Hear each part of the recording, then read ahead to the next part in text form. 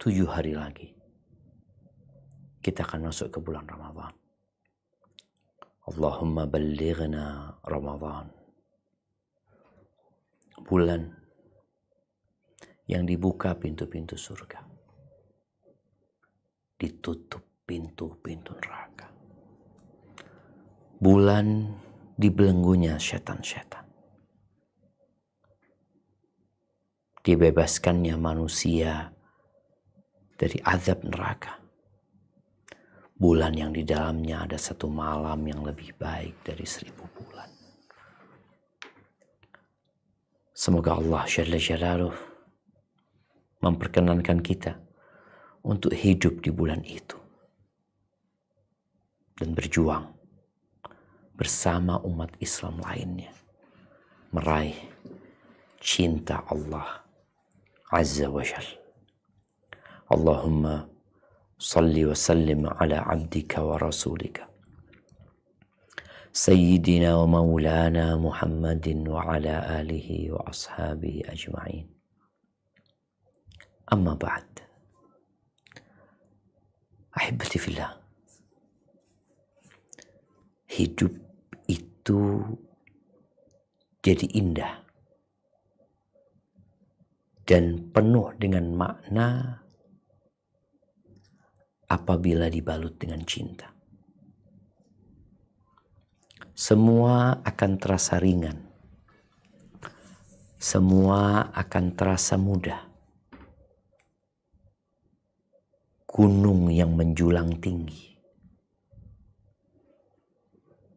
yang penuh dengan resiko untuk mendakinya, didaki walaupun nyawa taruhannya. Lautan dengan ombak dan bagai dan badai yang menjulang tinggi, bagai gunung yang tinggi pun tidak menjadi halangan buat dia. Kenapa? Karena dia cinta. Kita lihat bagaimana orang tua yang cinta sama anaknya. Terkadang dia harus pergi merantau, bekerja, membanting tulang di siang dan malam hari. Dia harus mengorbankan kesenangan dia untuk kumpul bersama istri dan anak-anaknya.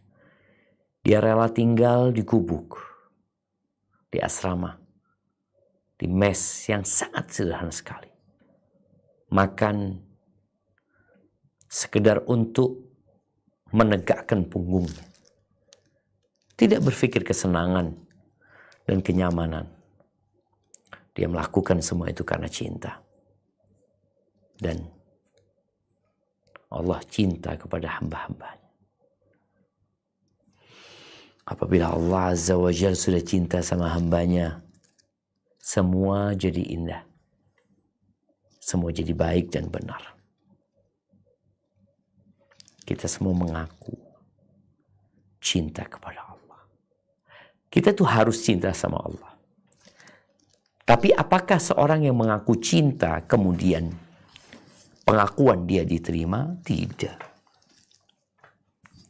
Dia harus membuktikan bahwa dia benar-benar mencintai. Allah itu yang memberikan segalanya kepada kita. Segalanya. Hujan tidak akan turun kecuali Allah memperkenankannya. Ikan-ikan di lautan tidak akan bertelur. Tidak akan berkembang biak apabila Allah mengatakan tidak. Manusia tidak akan bisa menghirup oksigen yang katanya gratis, kecuali Allah membolehkan dia menghirupnya. Kita tidak akan dapat melakukan apapun kecuali Allah memperkenankannya untuk kita. Gimana kita nggak cinta sama Allah Azza wa Jalla? Tapi kalau sekedar mengaku, ya semua orang, dia akan mengaku cinta dengan fulan, khususnya kalau ada manfaat yang dia akan dapatkan dari fulan. Ahibati fillah,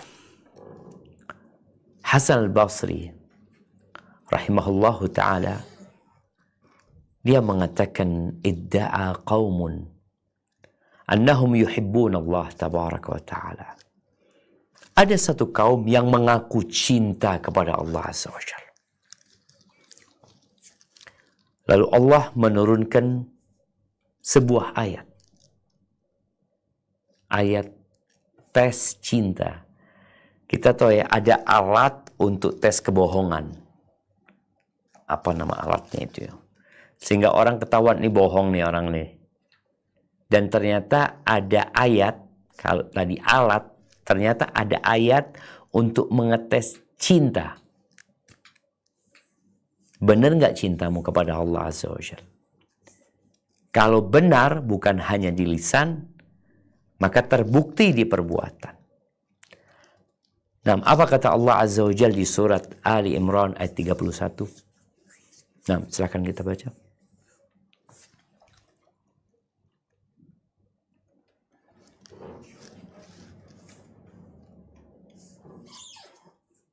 A'udzu billahi minasy syaithanir rajim.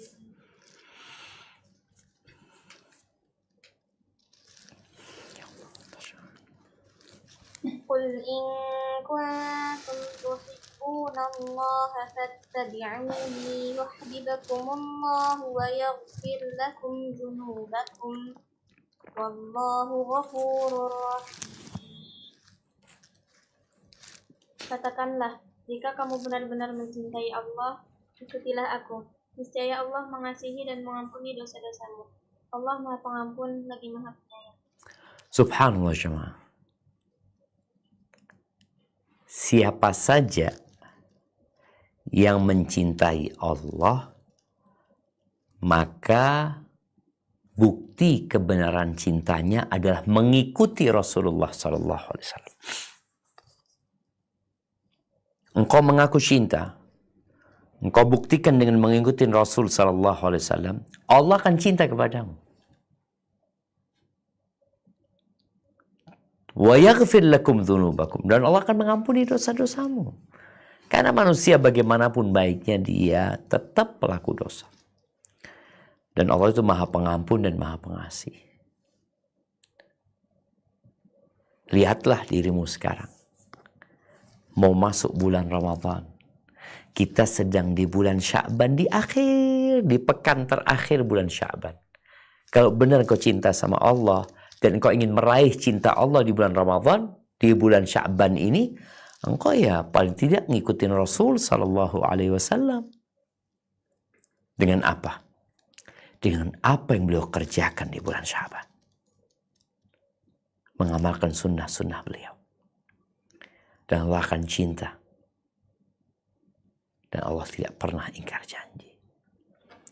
Kalau engkau dicintai sama Allah Azza wa Jalla, kata Nabi alaihi salatu wassalam dalam hadis yang diriwayatkan Imam Bukhari, "Idza ahabballahu al-'abda nada Jibril." Kalau Allah cinta sama hambanya, Allah akan memanggil Jibril. Innallaha yuhibbu fulanan fa'ahbibhu. Sesungguhnya Allah cinta kepada fulan, Jibril engkau cintai dia. Fayuhibbuhu Jibril. Maka Jibril, malaikat yang paling mulia, itu mencintai ini orang. Fayunadi Jibril fi ahli sama. Kemudian Jibril menyeru di penghuni langit. Mengatakan kepada mereka, "Innallaha yuhibbu fulanan fa'ahibbu." Sesungguhnya Allah cinta kepada fulan. Fa'ahibbu. Kalian cintai fulan. Bayangin ya. Malaikat-malaikat yang menghuni langit itu, yang jumlahnya tak terhingga, yang langit itu merintih karena beratnya beban yang dia emban dengan banyaknya malaikat yang ada di sana beribadah kepada Allah Azza wa Jalla. Mereka semua cinta kepada fulan. Fayuhibbuhu ahlus sama. Penghuni langit cinta sama dia. Fayudha'u thumma yudha'ul qabulu lahu fil ardi. Kemudian diletakkan, orang ini jadi diterima di muka bumi. Disenengin orang ya, bukan karena syahwatnya, tapi karena perilakunya. Ahibati fillah, di bulan Ramadan, karena Allah cinta kepada hamba-hambanya yang beriman, Allah jadikan kewajiban puasa itu di bulan Ramadan. Beliau alaihissalatu wassalam biasanya memberikan kabar gembira kepada para sahabatnya. Atakum Ramadan syahrun mubarak. Telah datang kepada kalian bulan Ramadan, bulan yang penuh dengan berkah. Pintu-pintu langit dibuka. Pintu surga dibuka, pintu neraka ditutup. Setan-setan dibelenggu. Dan Allah mewajibkan kita puasa. Dari 12 bulan, dari sejak Muharram, Safar, Rabiul Awal, Rabiul Akhir, Jumadal Ula, Jumadal Akhirah, Rajab, Sya'ban, Ramadan, Dzulqa'dah, Dzulhijjah. Dari 12 bulan itu Allah memilih Ramadan secara khusus untuk menjadi bulan puasa. Apa kata Allah di surat Al-Baqarah ayat 183. Nah, kita baca nanti terus kita baca ayat 185. Nah.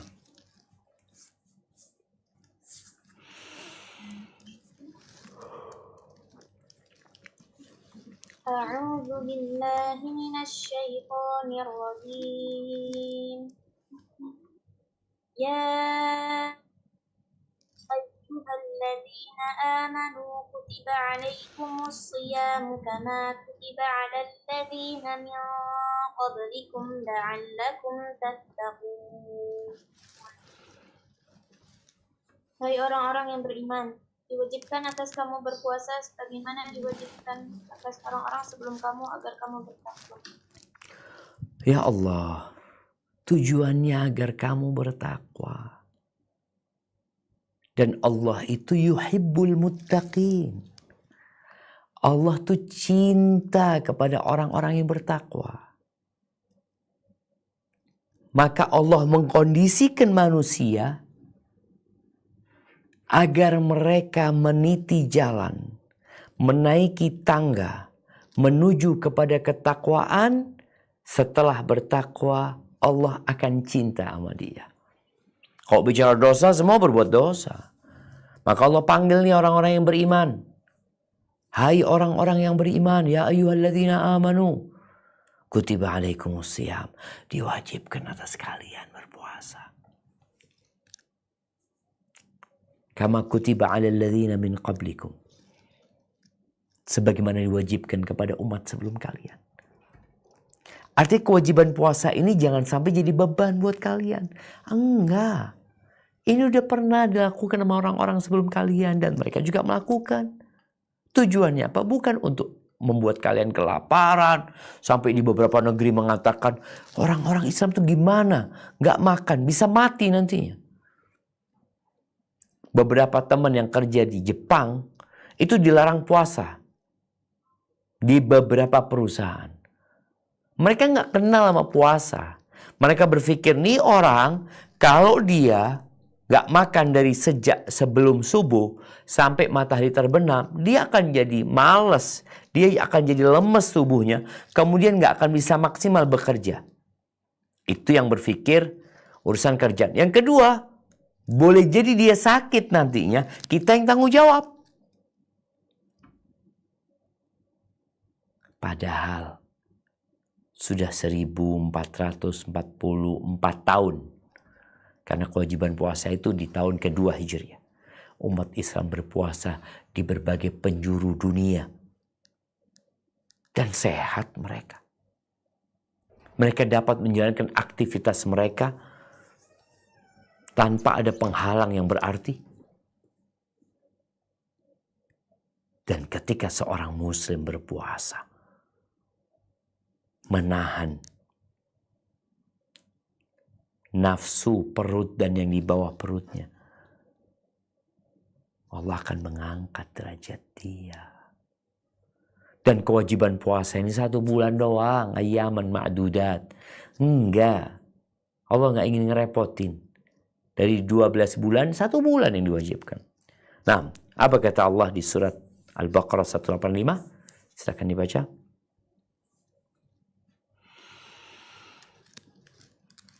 A'udzu billahi minasy syaithanir rajim.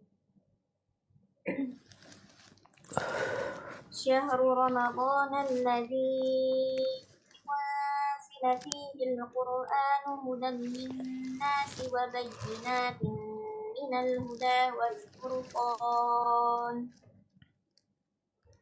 Faman syahida minkum asy-syahra falyasum.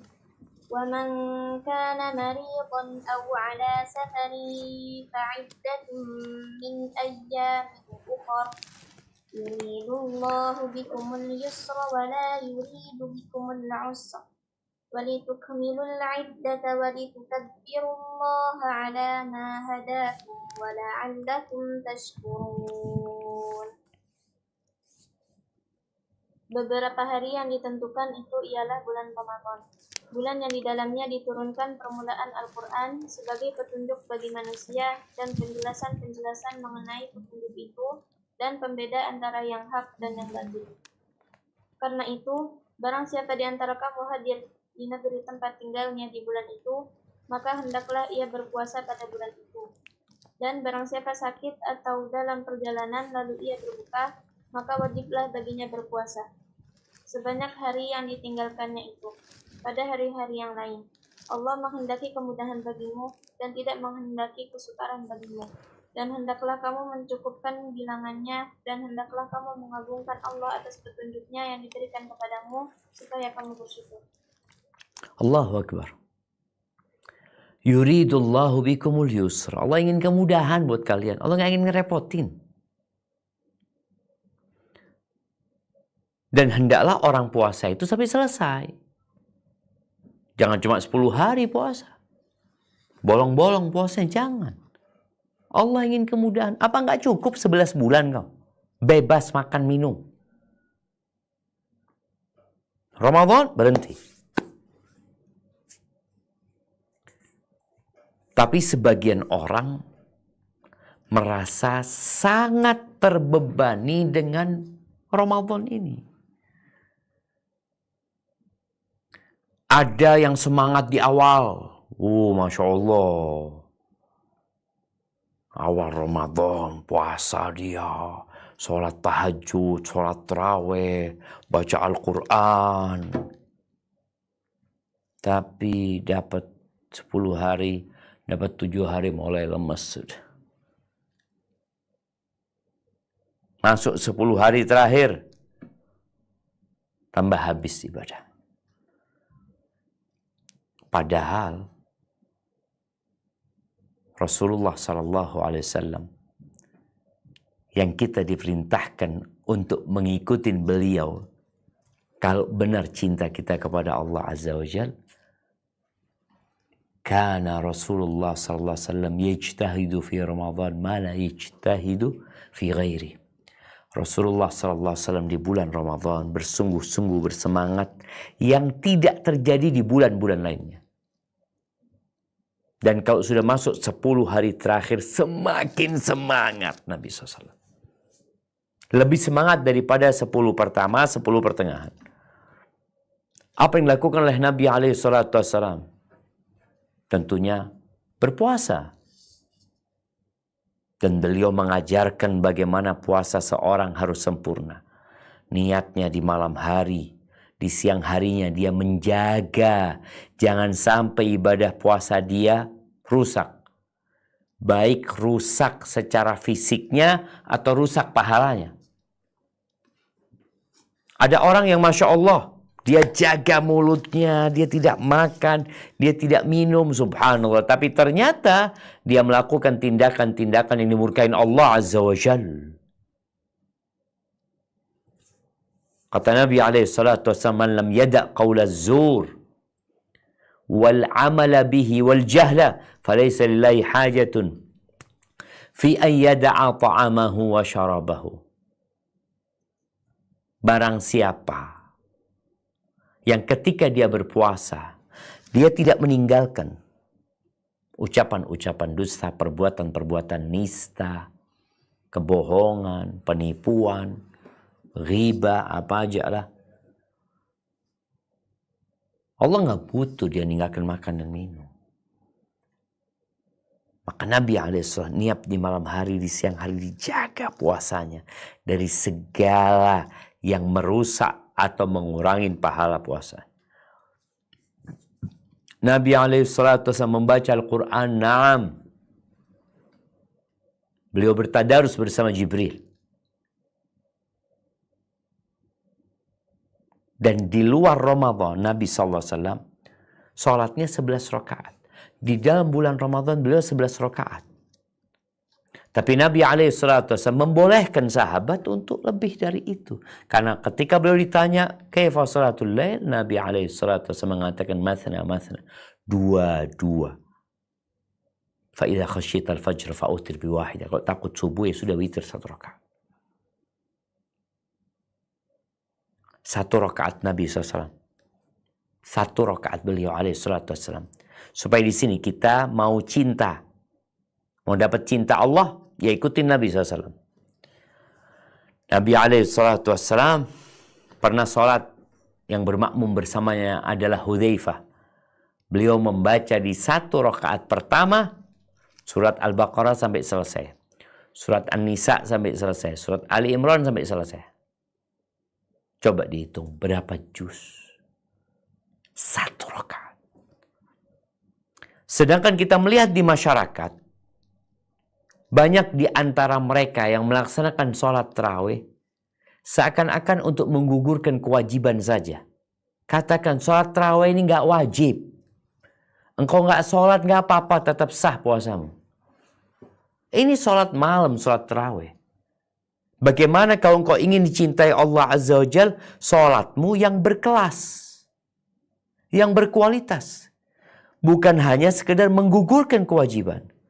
Imamnya baca cepat-cepat ketika baca surat, ketika ruku cepat sekali, ketika bangkit, Allahu Akbar. Nabi SAW membaca Al-Baqarah, An-Nisa, Ali Imran 1 rakaat. Ketika berdiri, ketika rukunya beliau hampir sama dengan berdirinya. Allahu Akbar. Bicara sedekah, Nabi SAW, Masya Allah, di bulan Ramadan tambah rajin bersedekah. Bahkan dikatakan beliau lebih baik daripada angin yang ditiupkan. Kana ajwadan nas. Dan kedermawanan beliau sampai puncaknya di bulan Ramadan ketika bermudarasah bersama Jibril. Beliau menyetorkan bacaan beliau kepada Jibril alaihi salatu wassalam. Berbagi makanan untuk orang-orang yang berbuka. Beliau menganjurkan hal itu. Membaca Al-Quran. Baca Al-Quran. Dengan artinya kalau bisa. Karena Quran ini kalamullah. Kalau engkau cinta sama Allah, bacalah surat cinta dari Dia untukmu. Kemudian untuk mendapatkan hasil yang maksimal, Nabi SAW di 10 hari terakhir beliau iktikaf. Istri-istri Nabi iktikaf. Para sahabat Nabi iktikaf. Ahibati fillah. Jadi untuk mendapatkan cinta Allah itu tolong yang wajib dulu dikerjakan, baru yang sunnah. Kata Nabi SAW, Allah berfirman, ini hadis qudsi. وَمَا تَقَرَّبَ إِلَيَّ عَبْدِي بِشَيْءٍ أَحَبَّ إِلَيَّ مِمَّا افْتَرَضْتُ عَلَيْهِ. Tidaklah hambaku mendekatkan dirinya kepadaku dengan amalan yang lebih aku cintai daripada yang wajib-wajib. Yang aku wajibkan atas dia. Maka kita harus tahu mana yang diperintahkan Allah dan mana yang dibenci sama Allah. Jangan sampai engkau sibuk dengan yang sunnah meninggalkan yang wajib. وَمَا يَزَالُ عَبْدِي يَتَقَرَّبُ إِلَيَّ بِالنَّوَافِلِ حَتَّى hatta uhibbah. Dan hambaku ini terus mendekatkan dirinya kepadaku dengan amalan-amalan, dengan perbuatan-perbuatan yang sunnah, yang anjuran, sampai aku cinta kepada dia. Kata Allah Azza wa Jalla, fa idza ahbabtuhu, kalau aku jadi orang yang dia cintai. Oh, fa idza ahbabtuhu, kalau aku mencintai dia, kata Allah Azza wa Jalla. Ini kalau Allah cinta sama hambanya, apa yang akan terjadi? Kuntu sam'ahu alladhi yasma'u bih. Aku akan menjadi pendengarannya yang dengannya dia mendengar. Dia tidak akan mendengar kecuali yang diridhoin Allah Azza wa Jalla. Wa basarahu alladhi yubsiru bih. Aku akan jadi penglihatan yang dengannya dia melihat. Wa yadahu allati yamtishu biha. Akan jadi tangannya yang dengannya dia mengambil, dia berbuat. Wa rijlahu allati yamshi biha. Aku akan jadi kakinya yang dengannya dia melangkah. Fa idza ahbabtuhu kuntu sam'ahu. Fa idza Naam, afwan. Wa in sa'alani la u'tiyanna. Kalau dia minta kepada aku, pasti aku kasih. Wala in ista'adhani la u'idhanna. Dia minta tolong sama aku, meminta perlindungan kepada aku akan berikan perlindungan buat dia. Rawahul Bukhari. Bayangin jemaah. Jadi di bulan Ramadan ini, kalau bicara yang wajib, kita akan berpikir, ya sudah, aku puasa saja. Kan yang wajib puasa. Sholat tarawih nggak wajib, sedekah nggak wajib, baca Quran nggak wajib. Aku pokoknya melaksanakan yang wajib saja. Di sini engkau ingin meraih cinta nggak? Kalau engkau ingin cinta, maka laksanakan yang sunnah-sunnah. Nabi itu udah diampuni dosanya yang lalu dan yang akan datang. Beliau masih i'tikaf. Ahibati fillah. Jadi ada orang yang berat berpuasa di Ramadan, ada orang yang semangat kemudian loyo. Bagaimana meraih cinta Allah di bulan Ramadan dengan istiqomah sampai selesai? Ini yang perlu diperhatikan. Ya, kita akan mendengar penjelasan para ulama, harus siap-siap ya, kalau enggak engkau berat nantinya, betul. Siap-siap apa? Siap-siap minuman, makanan lah. Siap-siap mental. Siap-siap ibadah, pemanasan, latihan. Supaya ketika masuk Ramadan sudah bisa berlomba-lomba bersaing dengan yang lainnya. Jadi kunci agar kita dapat cinta Allah di bulan Ramadan, agar kita bisa maksimal sampai 10 hari terakhir sampai selesai, dapat Lailatul Qadar, dapat malam yang lebih baik dari 1000 bulan, mendapatkan vonis bebas dari api neraka, maka kita harus minta tolong, minta bantuan kepada siapa? Kepada Allah Azza wa Jalla. Bukankah ikrar kita setiap sholat kita? Kita mengatakan iyyaka na'budu wa iyyaka nasta'in. Hanya kepadamu kami beribadah dan hanya kepadamu kami meminta pertolongan. Maka kata kuncinya di Ramadan ini kita harus memperbanyak meminta pertolongan kepada Allah Azza wa Jalla. Salah satunya dengan membaca La haula wa la quwata illa billah. Ahibati fillah, seorang yang mengatakan la haula wa la quwata illa billah, dia sedang berlepas diri dari kekuatan dan kemampuan dia. Dia benar-benar jujur meminta pertolongan kepada Allah Azza wa Jal. Dia butuh sama Allah Azza wa Jal. Dia menangis bersimpuh di hadapan Allah Azza wa Jal. Berlepas diri dari semua kekayaan, kekuatan, kemampuan, daya. Hatinya benar-benar mengatakan la haula wa la quwata illa billah. Bukan hanya ucapan di lisan, tapi praktek dengan perbuatan. Ahibati fillah, ucapan la haula wa la quwata illa billah hendaklah diperbanyak. Mulai saat ini, ketika kita lelah, capek, kita dengar azan, ketika sampai kepada hayya 'alas shalah, kita tidak mengatakan hayya 'alas shalah. Hayya 'alal falah, kita tidak mengatakan hayya 'alal falah, tapi kita mengatakan la haula wala quwwata illa billah. Ahibati fillah, zikir-zikir yang merupakan penguat keimanan, pengangkat derajat, itu kebanyakannya sudah dikasih batasan sama Allah Azza wa Jalla. Nabi menjelaskan fadilahnya, dapat ini, dapat itu. Illa hadhihi al-kalimah al-azimah. Kecuali kalimat la haula wa la quwwata illa billah. Kenapa? Karena kalimat ini adalah kanzun min kunuzil jannah. Adalah harta tersimpan di surga. Sebagaimana dalam hadis Abdullah ibn Qais, yakni Abu Musa al-Ash'ari radhiyallahu anhu, diriwayatkan oleh Imam Bukhari dalam bab wa kana Allahu sami'an basira. Sesungguhnya Allah adalah maha pendengar dan maha melihat. Apa kata sahabat ini? Kunna ma'an Nabi sallallahu alaihi wasallam fi safarin fakunna idza alauna kabbarna. Kita pada suatu hari bersama Nabi SAW dalam perjalanan. Kita kalau lewat gundukan, lewat tanah yang tinggi, kita akan bertakbir mengatakan Allahu Akbar. Allahu Akbar. Suara mereka keras. Faltafata ilaina Nabi SAW. Suatu hari Nabi SAW mendengar ucapan kita. Yang lagi teriak-teriak, mengangkat suara dengan bertakbir memohon kepada Allah Azza wa Jalla.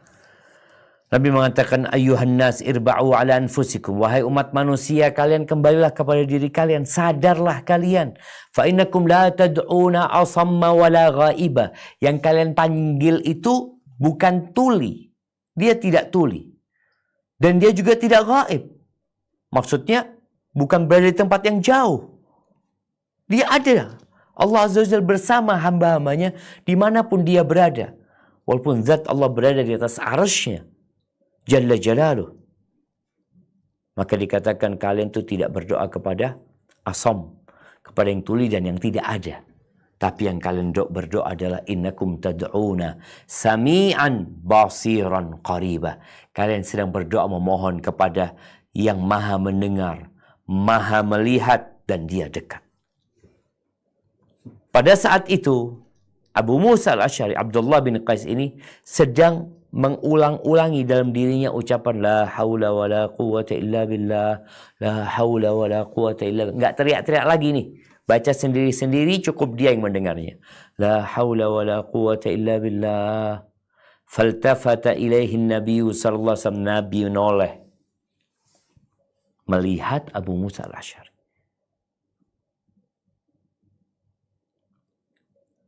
Membaca la haula wa la quwwata illa billah. Lalu Nabi SAW menoleh kepada Abu Musa al-Ash'ari. Beliau mengatakan, Ya Abdullah ibni Qais. Wahai Abdullah, putranya Qais. Akthir min qawli la hawla wa la quwwata illa billah. Fa innaha kanzun min kunuzil jannah. Karena ucapan la haula wa la quwwata illa billah adalah harta tersimpan, tersembunyi di surga Allah Azza wa Jalla. Hadis ini diriwayatkan Imam Bukhari. Dan juga hadis yang serupa yang diriwayatkan oleh sahabat-sahabat yang lainnya selain Abu Musa. Di antaranya adalah hadis Abu Hurairah radhiyallahu anhu.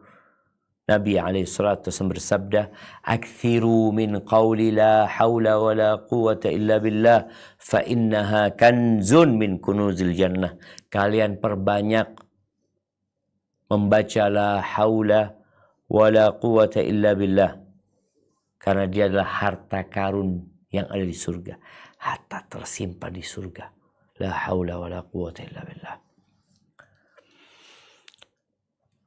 Taib. Tadi dari Abu Musa al-Ash'ari. Kemudian yang kedua dari Abu Hurairah. Yang ketiga hadis Abi Dzar Al-Ghifari radhiyallahu taala anhu. Sebagaimana diriwayatkan oleh Amir bin Sa'ad radhiyallahu anhu qala laqitu Abu Ayyub Al-Ansari. Suatu hari aku berjumpa dengan Abu Ayyub Al-Ansari radhiyallahu taala anhu. Faqala, lalu Nabi berkata, "Ala amuruka bima amarani bihi Rasulullah sallallahu alaihi wasallam." Engkau mau enggak aku kasih tahu amalan yang Nabi memerintahkan kepada aku untuk melakukannya dan memerintahkan kepada aku untuk memperbanyak amalan tersebut. Apa? Bacaan la haula wa la quwata illa billah. Fa innahu min kunuzil jannah. Ucapan ini adalah termasuk dari harta tersimpan di surga. Nah, maka ketika engkau ingin bulan Ramadan ini lebih semangat lagi, lebih bersungguh-sungguh lagi agar dapat meraih Lailatul Qadar, meraih ampunan dari Allah Azza wa Jalla, maka perbanyak ucapan la haula wa la quwata illa billah. Tiada daya dan tiada kekuatan kecuali dengan Allah Azza wa Jalla. Disebutkan artinya la tahawula min halin ila hal. Kondisi tidak akan berubah. Kita juga nggak punya kekuatan kecuali dengan Allah Azza wa Jalla. Ini menunjukkan kebutuhan hamba, keperluan hamba, kefakiran hamba di hadapan Allah Azza wa Jalla. Dia berlepas diri dari semua kekuatan dia. Tadi fulana.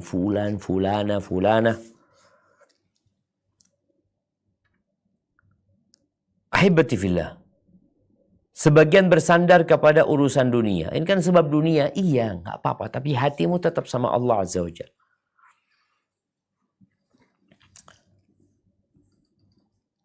Allah berfirman di surat Fatir ayat 15.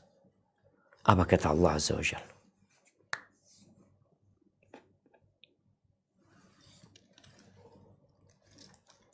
A'udzu billahi minasy syaithanir rajim.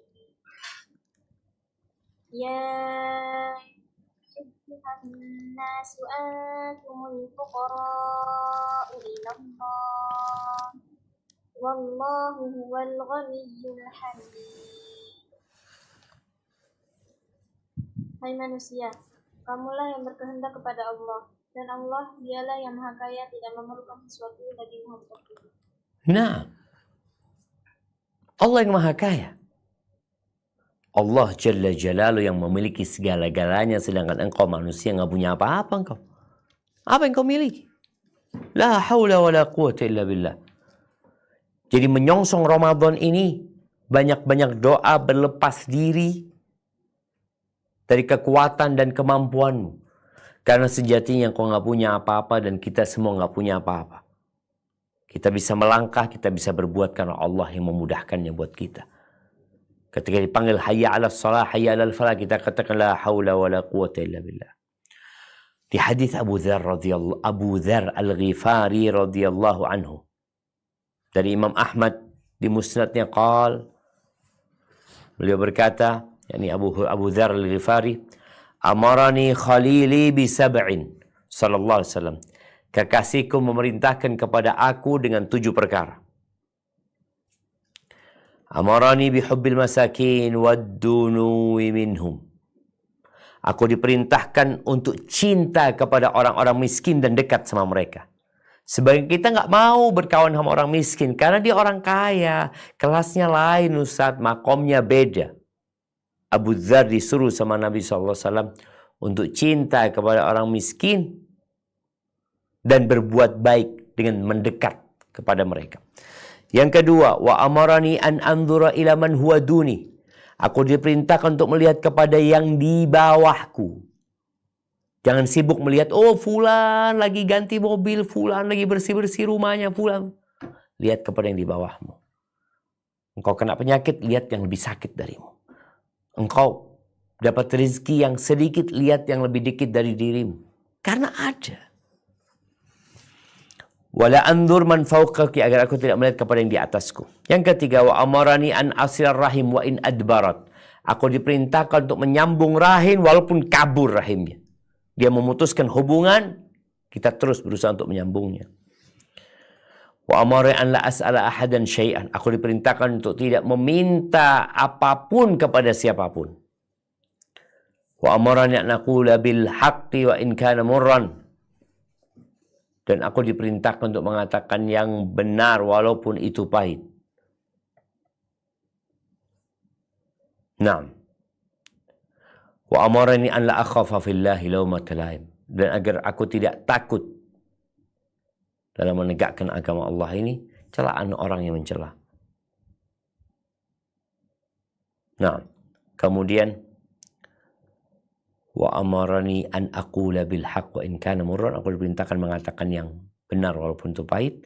Wa amarani an la akhafa fillahi lawmata laim, agar aku tidak takut dicela oleh orang yang akan mencela.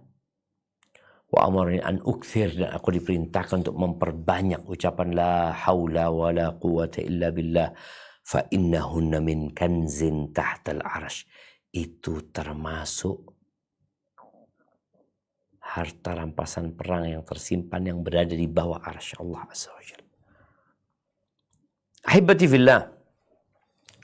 Kita lihat ya, para sahabat itu ternyata saling menguatkan di antara mereka dengan memberikan wasiat kepada mereka untuk memperbanyak ucapan la haula wa la quwata illa billah. Sebagaimana diriwayatkan oleh Amir bin Sa'ad radhiyallahu anhu qala, kata Amir, laqitu Abu Ayyub Al-Ansari radhiyallahu anhu. Aku berjumpa dengan Abu Ayyub Al-Ansari radhiyallahu anhu. Faqala, Abu Ayyub mengatakan, ala amuruka bima amarani bihi Rasulullah sallallahu alaihi wasallam. Maukah engkau aku suruh, aku perintah seperti yang Nabi SAW memerintahkan kepada aku?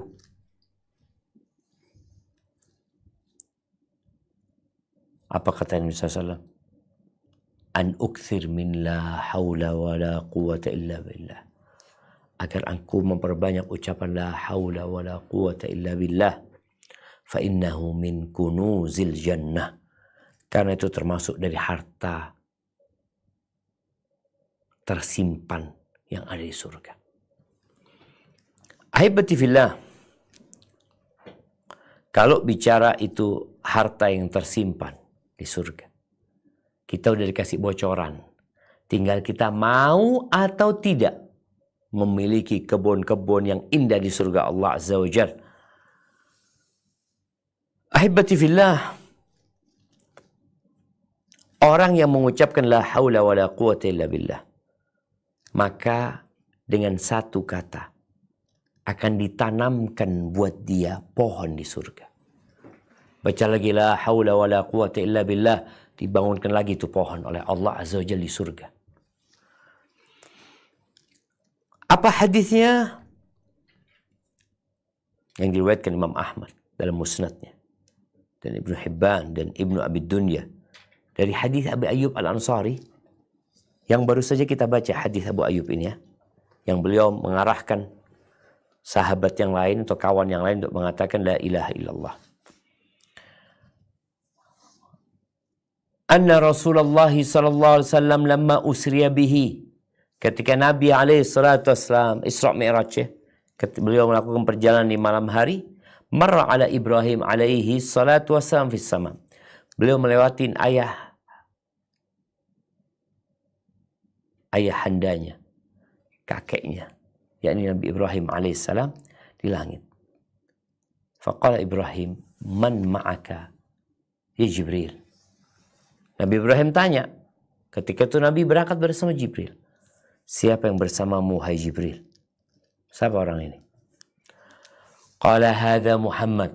Oh ini Muhammad alaihi salatu wassalam. Faqala lahu Ibrahim alaihi salatu wassalam.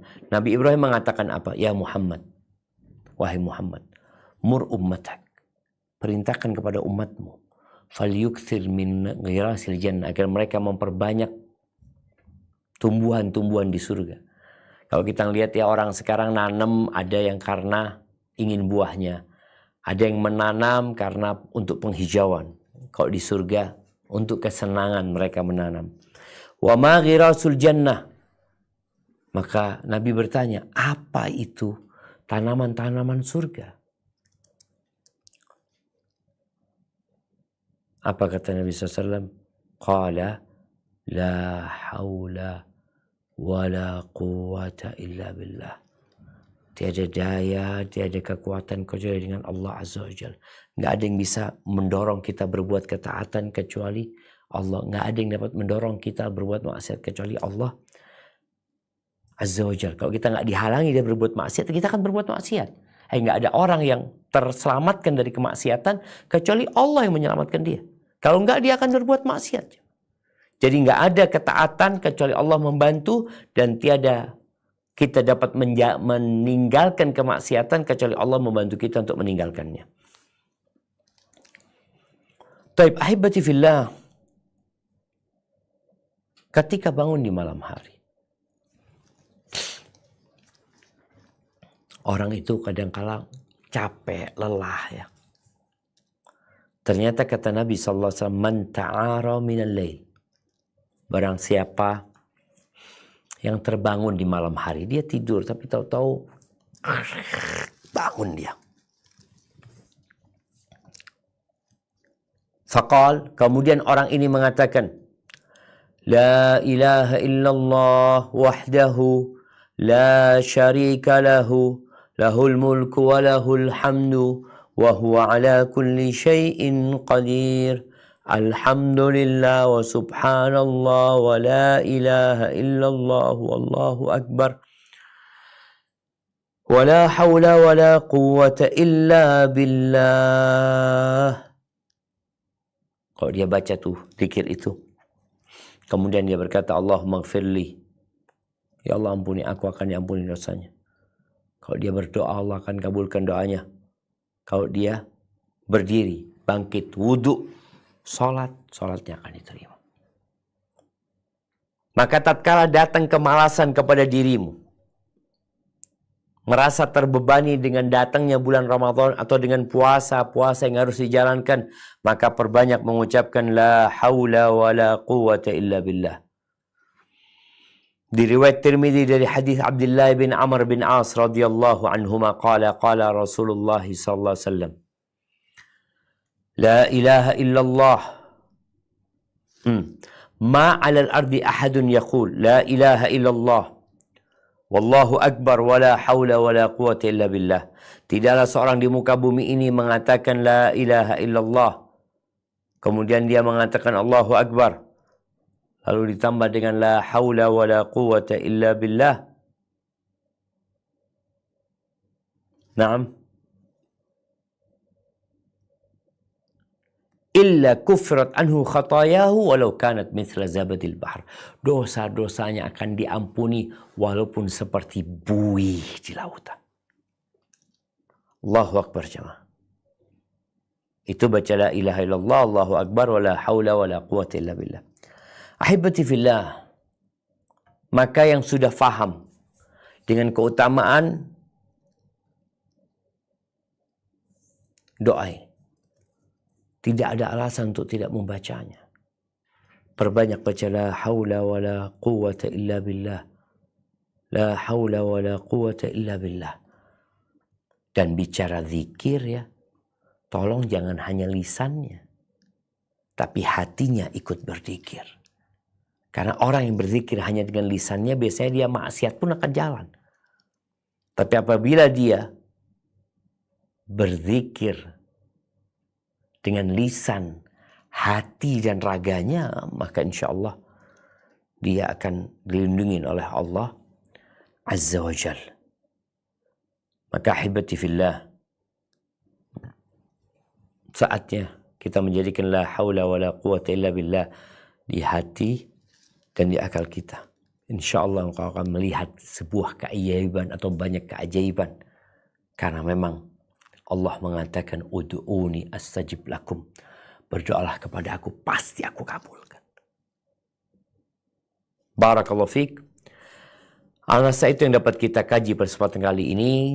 Sebelum kita beranjak menuju tanya jawab, ingat ya, kalau bicara cinta Allah Azza wa Jal, Allah mengatakan di surat Al-Baqarah ayat 195, wa ahsinu innallaha yuhibbul muhsinin. Berbuat baiklah kalian karena Allah cinta kepada orang-orang yang berbuat baik. Allah juga mengatakan innallaha yuhibbut tawwabin wa yuhibbul mutatahhirin. Allah cinta kepada orang-orang yang suka berbuat baik. Innallaha yuhibbut tawwabin. Allah cinta kepada orang-orang yang suka bertaubat. Wa yuhibbul mutatahhirin, dan orang yang suka menyucikan dirinya. Berbanyak istighfar, memohon ampun kepada Allah Azza wa Jal. Allah juga cinta kepada innallaha yuhibbul muttaqin. Kepada orang-orang yang bertakwa. Allah juga cinta kepada orang-orang yang bertawakal kepada Allah Azza wa Jal. Maka hibati fillah, jangan sampai Ramadan tahun ini seperti Ramadan sebelumnya. Pokoknya ketika engkau datang males, datang capek, beristighfar, mohon ampun sama Allah, lalu perbanyak baca la haula wala quwata illa billah. Orang-orang sedang dipanggil ya baghiyal khair akbir, ya baghiyal syarr aksir.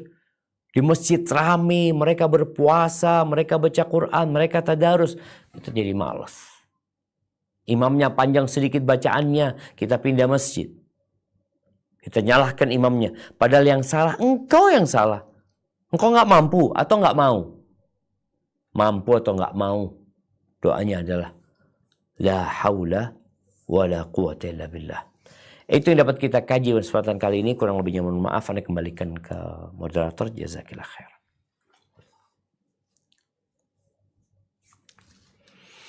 Masya Allah, barakallahu fiikum ya Ustadz atas materi yang telah disampaikan. Untuk selanjutnya kita masuk ke sesi tanya jawab. Mungkin di sini yang pertama kami persilahkan yang raise hand, dipersilakan kepada Ibu Evi Yusnita.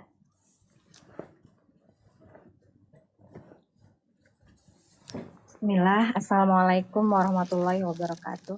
Waalaikumsalam warahmatullahi wabarakatuh. Ya Ustadz, Ahlan mau wa bertanya tafadhali. Ini kita akan memasuki bulan suci Ramadan Ustadz. Dan ini anak-anak saya mau pulang dari pondok. Ada 3 orang. Nah, iman kita kan, kalau saya seringnya turun gitu Ustadz. Jadi pengen sekali di bulan suci Ramadan kali ini ingin lebih baik dari yang sebelumnya. Beserta anak-anak gitu Ustadz. Apa yang harus dilakukan untuk supaya kita bisa lebih semangat? Apakah yang waktu itu saya pernah ada tahapan-tahapan gitu, kita memohon ampun sama Allah, apakah anak-anak juga diikut sertakan untuk sholat sunnah taubat atau bagaimana Ustadz? Masya Allah. Itu aja Ustadz. Ya, Masya Allah, Assalamualaikum barakallahu fiik. warahmatullahi wabarakatuh. Waalaikumsalam warahmatullahi wabarakatuh. Nah, ahibati fillah, yang anak-anaknya di pesantren, yang bentar lagi bakal pulang, yang kadang kala pulang di Ramadan, mereka tidak mampu untuk meraih cinta Allah Azza wa Jal karena disibukkan dengan perkara-perkara yang kurang berguna. Kalau bicara tahapan apa yang harus dilakukan seorang ketika dia ingin mendapatkan cinta Allah, mendapatkan kesempurnaan dalam bulan Ramadan ini, tadi disinggung, membersihkan hati. Nah, membersihkan hati dari segala dosa dengan bertobat kepada Allah dan memohon ampunannya. Kemudian setelah hatinya bersih dengan kita istighfar, ya nggak harus sholat tobat itu ketika orang memiliki dosa-dosa besar yang dia ingin bertobat darinya, maka silahkan. Anak-anak dikasih anjuran agar mereka juga mempersiapkan diri dengan memperbanyak istighfar, memohon ampun kepada Allah Azza wa Jalla. Kemudian di bulan Sya'ban memang ada latihan. Semoga anak-anak sudah pada latihan di pondoknya untuk menyambut bulan Ramadan ini dengan memperbanyak puasa sunnah. Yang ketiga, membaca Al-Quran, bikin program. Ibu bikin program bersama anak-anaknya. Mau ngapain di bulan Ramadan? 10 hari terakhir mau iktikaf, ya udah dikondisikan. Jangan sampai kita masuk bulan Ramadan kita masih sibuk untuk belanja ini, belanja itu. Karena bulan Ramadan itu bukan bulan belanja. Bulan Ramadan itu bukan bulan kuliner. Orang sibuk masak ini, masak itu. Bulan Ramadan itu bulan beribadah. Mengosongkan perut kita untuk lebih bersih. Lalu menghadap kepada Sang Pencipta memohon pertolongannya. Kemudian setelah kita bikin program itu perlu ada evaluasi, anak-anak perlu didampingin ya. Kalau bicara iman kita naik, ya iman kita naik turun semuanya sebenarnya. Dan lebih sering turun, bagaimana ketika turun tidak sampai kita melakukan kemaksiatan. Hadza wallahu a'lam bishawab.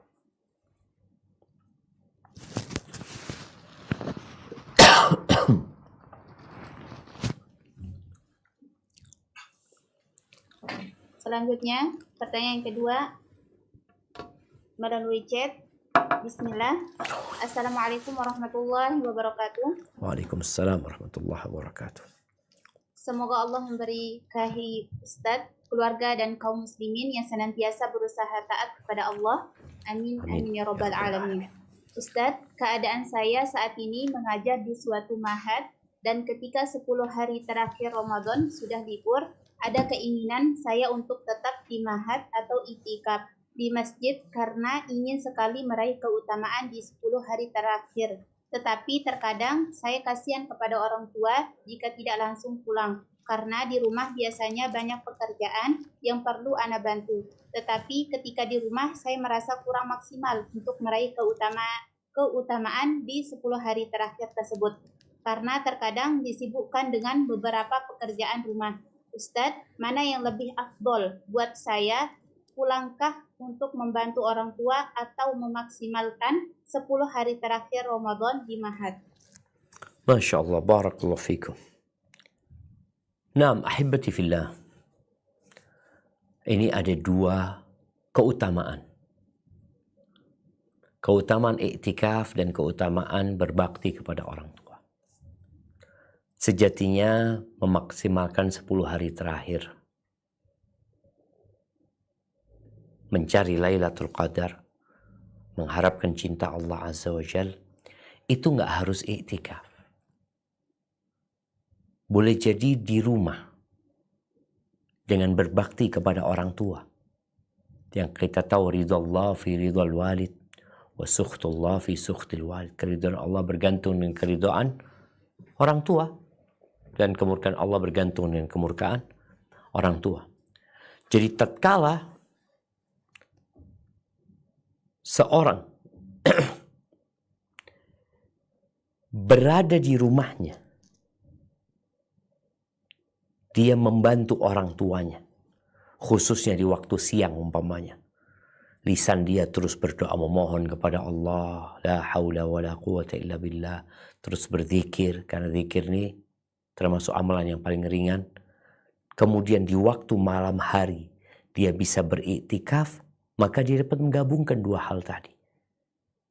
Dia ngobrol sama orang tua, dia sampaikan. Kadang-kadang orang tua membolehkan, kau mau iktikaf 10 hari, tafadhol. Tapi ketika orang tua nggak ada yang ngurusin. Ini ya kondisinya dari satu keluarga ke keluarga yang lain berbeda. Ada orang tua, alhamdulillah orang tuanya banyak yang ngurusin, aman gitu loh. Keberadaan dia ya biasa-biasa aja, tidak akan memberikan dampak yang besar. Dia iktikaf, boleh jadi orang tua yang lebih suka dia iktikaf. Maka engkau lihat, ketika engkau harus pulang, karena memang kondisi orang tua sendirian, boleh jadi kebaktianmu menjadi jalan menuju cinta Allah Azza wa Jal. Bicara meraih Lailatul Qadar masih bisa, jadi bukan nggak bisa ya. Hanya saja untuk maksimal memang iktikaf. Tapi kalau nggak bisa iktikaf, kau berbakti sama orang tua atau ada yang harus bekerja, memenuhi kebutuhan keluarga, ya udah. Kau laksanakan menjadi kewajibanmu, dan di malam-malam 10 hari terakhir kau minta izin, iktikaf. Pagi pulang lagi, lanjut membantu orang tua. Mungkin seperti itu. Hadza wallahu a'lam bishawab. Nah.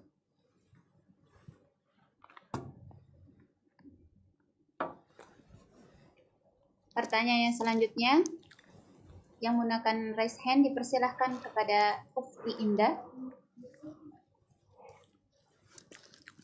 Ya, Assalamualaikum Ustaz. Waalaikumsalam warahmatullahi wabarakatuh. Barakallahu fiikum. Wa fiikum barakallahu. Tafadhali. Afwan bertanya ya Ustaz. Ini terinspirasi dari kondisi akhir-akhir ini. Saya mau bertanya nih Ustaz.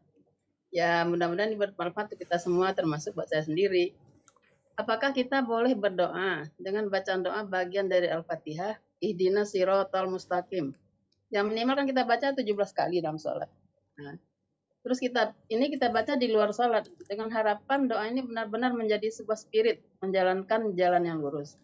Bagaimana kalau doa ini dimasyarakatkan sebagai dasar dari aktivitas keseharian? Karena kalau tidak menyentuh dari bacaan Al-Fatihah dalam sholat, berharap mampu menyentuh melalui doa bebas. Mohon penjelasannya Ustaz, jazakumullah khair. Masya Allah, barakallahu fiik. Ya, ahibati fillah, ihdinas siratal mustaqim adalah doa wajib. Kalau tadi dikatakan tujuannya bagaimana membumikan ihdinas siratal mustaqim, memasyarakatkan ihdinas siratal mustaqim, sejatinya Nabi alaihi salatu wassalam sudah melakukan itu sejak 14 abad yang lalu atau 15 abad yang lalu. Nah, tugas kita sekarang bagaimana masyarakat ketika membaca ihdinas siratal mustaqim dia menghayati. Membaca Al-Fatihah di luar sholat boleh. Mengatakan ihdinas siratal mustaqim di luar sholat boleh. Tapi sekarang bagaimana yang wajib ini lebih bermakna. Maka ini menjadi tugas kita bersama. Memahamkan kepada masyarakat tentang makna ihdinas siratal mustaqim. Tunjukkan kepada kami jalan yang lurus. Jalan yang lurus itu jalan seperti apa? Sebelum itu kita mengatakan iyyaka na'budu wa iyyaka nasta'in. Hanya kepadamu kami beribadah dan hanya kepadamu kami meminta pertolongan. Kepada Allah Azza wa Jalla. Lalu kita minta pertolongannya apa? Ihdinas siratal mustaqim. Jadi mari kita bersama-sama senantiasa meminta pertolongan kepada Allah Azza wa Jalla untuk ditunjukin jalan yang lurus dan membaca la haula wa la quwata illa billah termasuk jalan yang lurus yang Allah tunjukkan kepada kita. Yang Nabi SAW menjelaskan bahwa membaca la haula wa la quwata illa billah adalah harta terpendam yang ada di surga. Barakallahu fiik. Naam.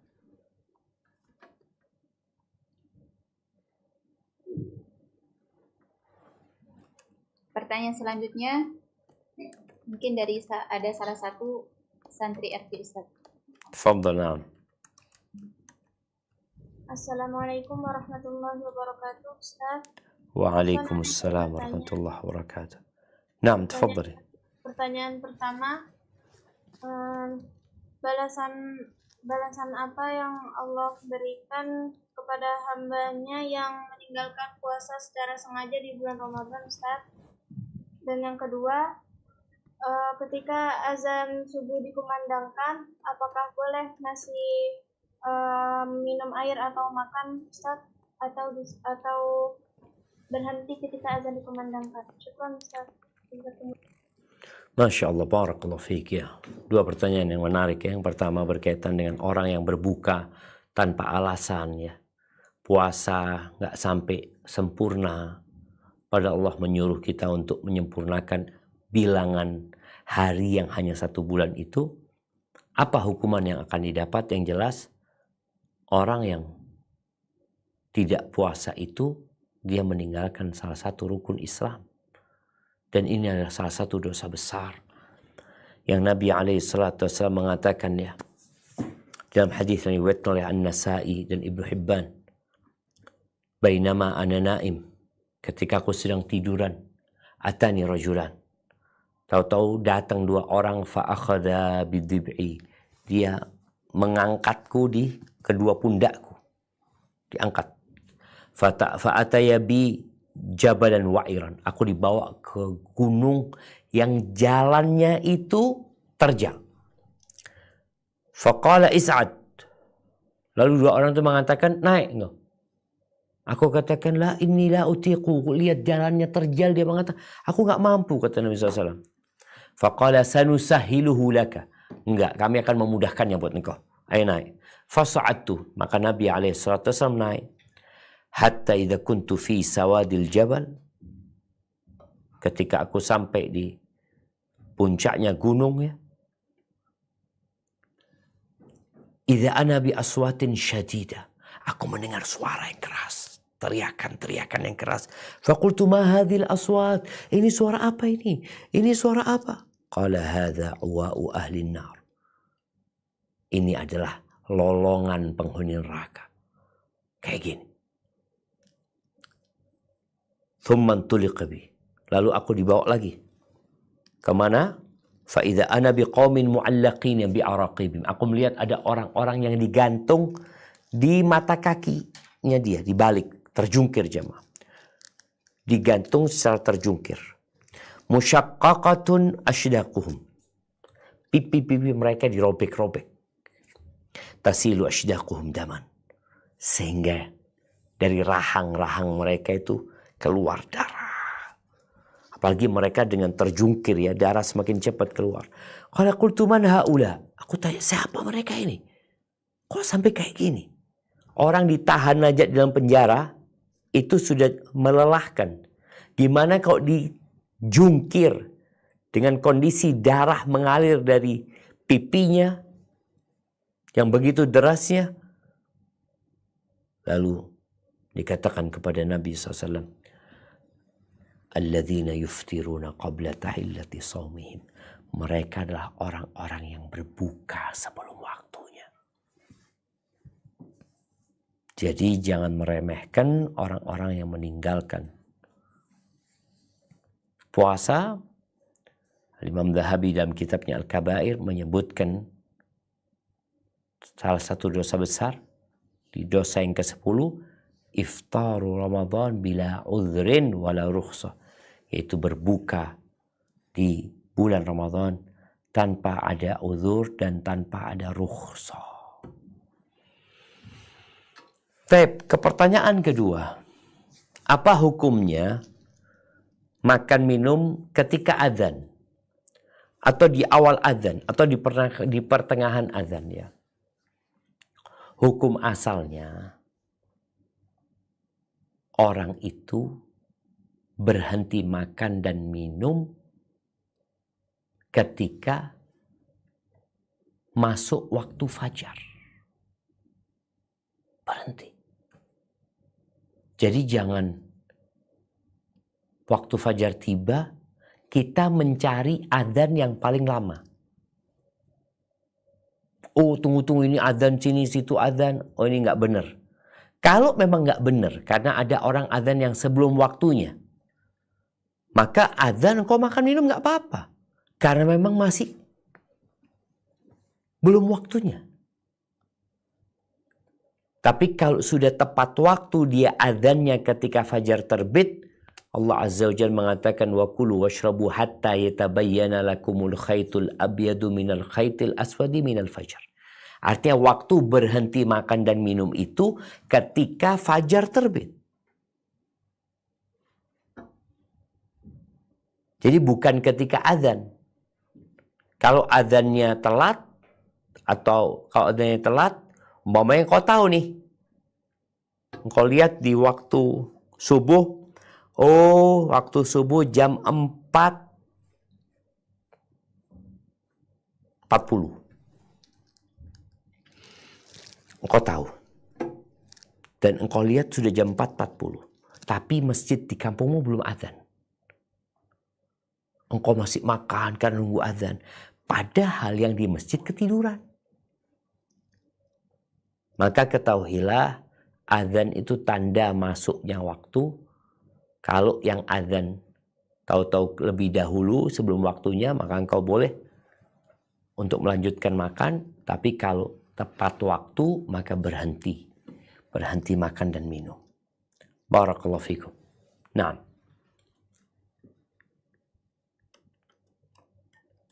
Afwan Ustadz, apakah masih ada waktu untuk bertanya? Tafadhali. Nah Ustadz, mungkin pertanyaan selanjutnya dari chat room Zoom. Assalamualaikum Ustadz. Semoga Ustadz dan tim diberikan kesehatan dan dilindungi oleh Allah Azza wa Jalla. Ustadz mau bertanya, kalau orang tidur sampai malam, terus sholat tahajud, apakah boleh sholat tahajud tanpa tidur? Kata teman, sholat tahajud itu harus tidur dulu. Terima kasih Ustadz. Barakallahu fikum. Nah, ya kalau bicara apakah boleh? Jadi sholat malam itu Ada sholat malam yang sebelum tidur, ada yang sesudah tidur. Semua disebut sholat malam. Apakah boleh sholat tahajud sebelum tidur? Ya nggak apa-apa sebenarnya kau melaksanakan sholat malam. Walaupun yang lebih utama itu orang istirahat dulu. Sehingga pelaksanaan sholat malamnya itu nggak ngantuk gitu loh. Karena ada orang yang sholat malam karena dia nggak tidur ya, sholat tahajud dia, Masya Allah dia nggak tidur.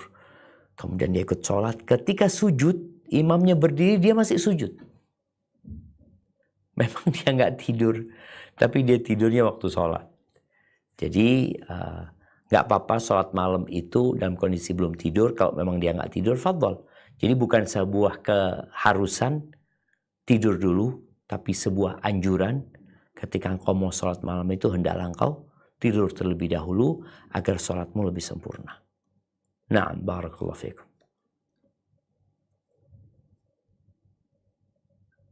Pertanyaan selanjutnya dipersilakan kepada Ibu Yunirti. Ya, Assalamualaikum warahmatullahi wabarakatuh, Pak Ustaz. Waalaikumsalam warahmatullahi wabarakatuh. Na'am, tafadhal. Saya izin bertanya, Pak Ustaz. Dalam sekarang kan udah mendekati dalam bulan Ramadan ya, Pak Ustaz. Saya izin bertanya, Pak Ustaz, untuk meraih nilai-nilai supaya Ramadan kita khusyuk, tidak terganggu dengan hal-hal yang tidak diinginkan, itu bagaimana ya, Pak Ustaz? Contohnya saya tuh masih dari Ramadan ke tiap tahun Ramadan ke Ramadan itu masih terganggu, Pak Ustaz. Misalnya kita sedang membaca Quran, nah itu ada hal yang tidak diinginkan, misalnya ada orang yang ngajak ngobrol gitu, padahal saya tinggal sedikit lagi tuh. Saya tuh kalau membaca Quran 1 hari 1 juz memang. Jadi kalau misalkan kita terganggu kekhusyuan kita, jadi hati kita tuh seperti tidak menghadirkan adanya Allah. Nah, supaya tidak terjadi lagi seperti itu harus bagaimana, Pak Ustaz? Karena saya sudah berdoa, sudah memohon ampun bertahun-tahun, tetapi halnya masih terganggu juga, Pak Ustaz, seperti itu. Jadi kan secara kalau menurut saya nih, Pak Ustaz, secara keimanan ya tetap tidak akan berubah kalau seperti itu, Pak Ustaz. Jadi harus bagaimana, Pak Ustaz, supaya tidak terganggu. Nah, keimanan itu. Jadi kalau Masya Allah, barakallahu fiik. Naam, ahibati fillah. Seorang muslim, apabila dia ingin benar-benar fokus beribadah ya, apalagi di bulan Ramadan, yang Allah sudah kondisikan ya, syaitannya dibelenggu, pintu surga dibuka, pintu neraka ditutup. Kemudian ditambah lagi ada yang menyeru, ada yang memanggil, ya baghiyal khair aqbil, wa ya baghiyal syarr aqsir. Yang ingin kebaikan, ayo ini waktunya. Yang cinta keburukan, berhenti, kau tahan dirimu dari perbuatan dosa. Memang kuncinya itu adalah di niat. Niat dan target yang tinggi yang ingin dia raih. Seorang yang beribadah dengan niatan imanan wa ihtisaban, insya Allah semua gangguan-gangguan itu akan hilang. Tatkala muncul gangguan-gangguan itu, baca a'udzubillahi minasyaitonirrajim. Mohon kepada Allah bantuannya, katakan la haula wala quwata illa billah. Karena kalau kita nggak dibantu sama Allah, nggak mampu. Kemudian yang namanya istighfar, mohon ampun sama Allah, dia tadi diulangin lagi. Nabi SAW sehari lebih daripada 100 kali atau 70 kali beliau memohon ampun kepada Allah Azza wa Jalla. Dan hindari pikiran-pikiran atau melihat, menonton, mendengar hal-hal yang akan mengganggu kita. Perlu kita cari kawan juga, kawan-kawan yang baik yang senantiasa mengingatkan kepada kebaikan. Barakallahu fiikum. Taib ahibati fillah. ya Ustaz, jejak orang Ustaz atas Wa iyaki jawabannya. barakallahu Assalamualaikum warahmatullahi wabarakatuh. Waalaikumsalam warahmatullahi wabarakatuh. Taib, mungkin kita ke pertanyaan terakhir sebelum masuk ke sesi tanya jawab, ke sesi kuis. Nah,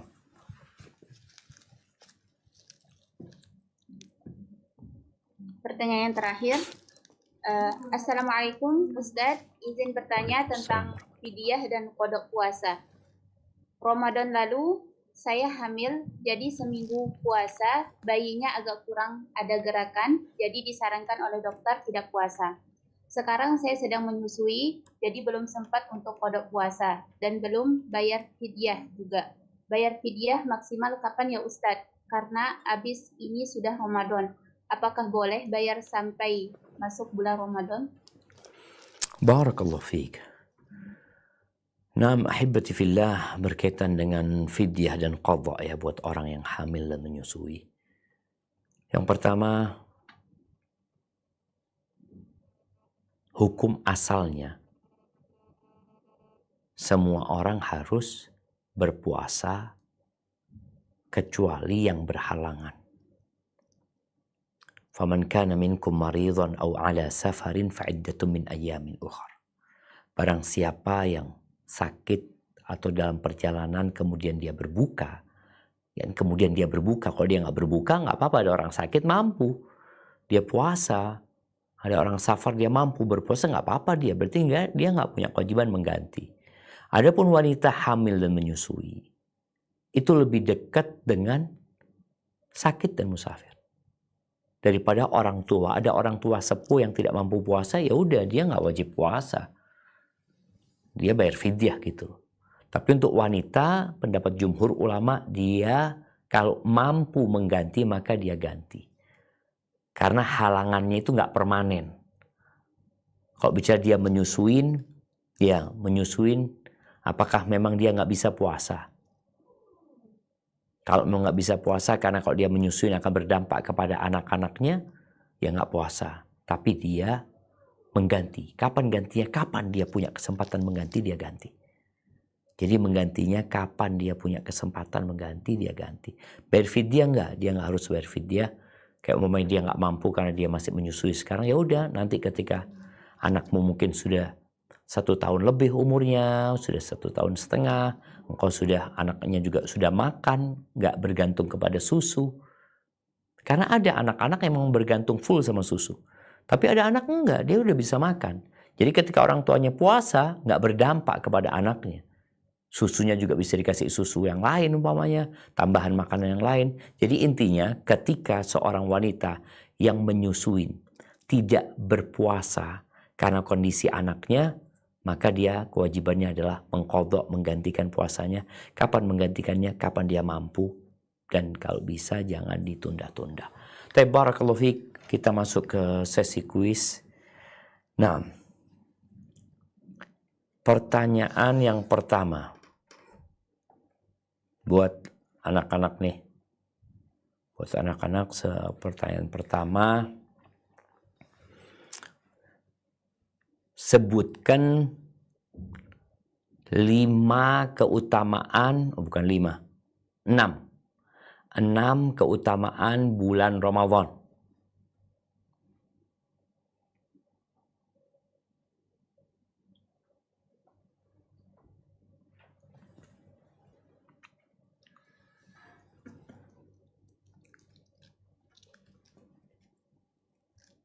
Mana yang mau jawab?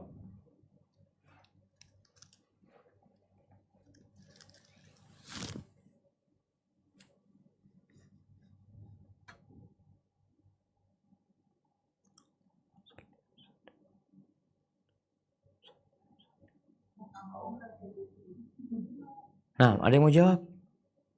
Ada Ustadz. Ustaz, keutamaannya bulan Ramadan adalah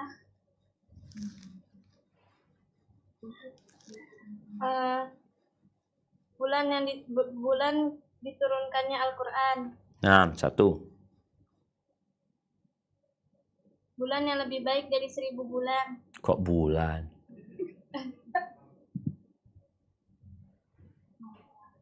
Ada 1 malam yang lebih baik. Satu malam yang lebih baik dari 1000 bulan. Oke, 2, 3. Diangkatnya derajat orang-orang yang bertakwa. Oh, itu bukan cuma di Ramadan. Ditutupnya pintu neraka Di Dan pintu dibukanya pintu pintu surga. neraka, dibukanya pintu surga. Kemudian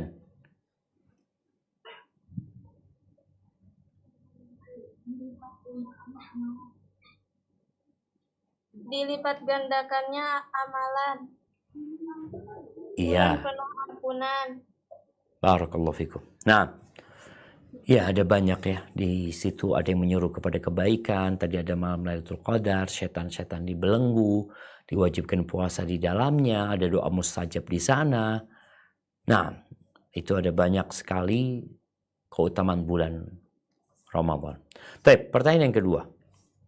Sebutkan ayat ujian buat orang-orang yang ngaku beriman, yang mengaku mencintai Allah.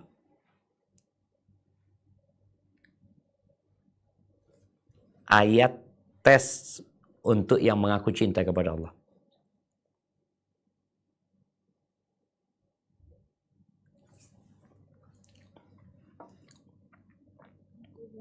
Ini buat pertanyaan buat siapa Ustadz? Nah, buat anak-anak santri nih. Buat anak-anak sana. Jadi siapa?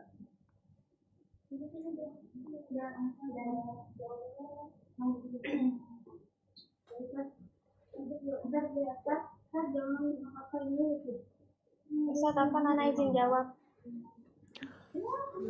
Tafadhali Ustaz.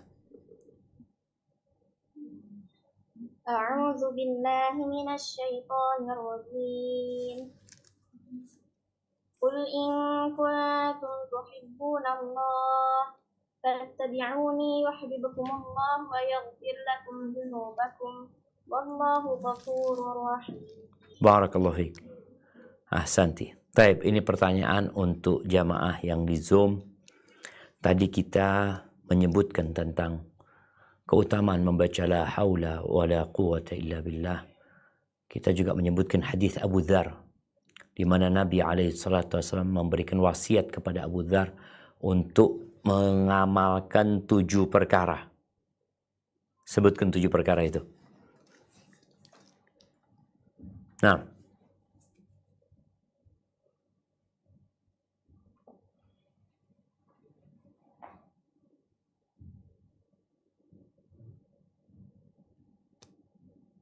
Dipersilakan kepada Ibu Nunung.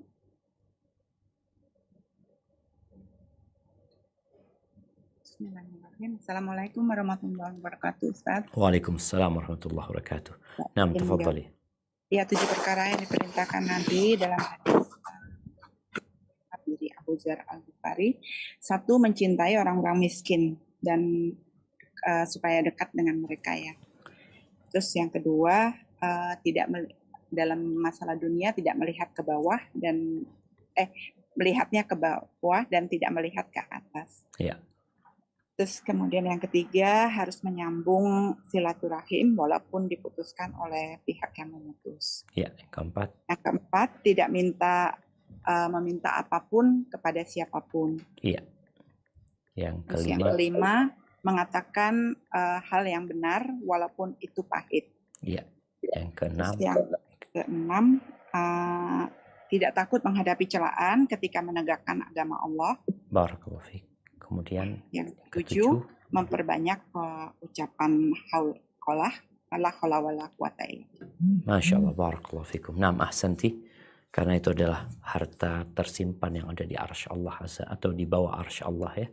Sehingga para jamaah di bulan ini, di akhir Sya'ban ini, perbanyak baca la haula wala quwata illa billah. Ketika nggak mampu melakukan sesuatu, minta tolong sama Allah Azza wa Jal, sehingga kita bisa menjalankan semuanya, baik urusan dunia atau urusan agama, tetap minta tolong sama Allah Azza wa Jal agar kita mendapatkan cinta Allah. Baca Allahumma a'inni ala dzikrika wa syukrika wa husni ibadatik. Baca doa Allahumma inni as'aluka hubbak wa hubba man yuhibbuka wa hubba kulli amalin yuqarribuni ila hubbik.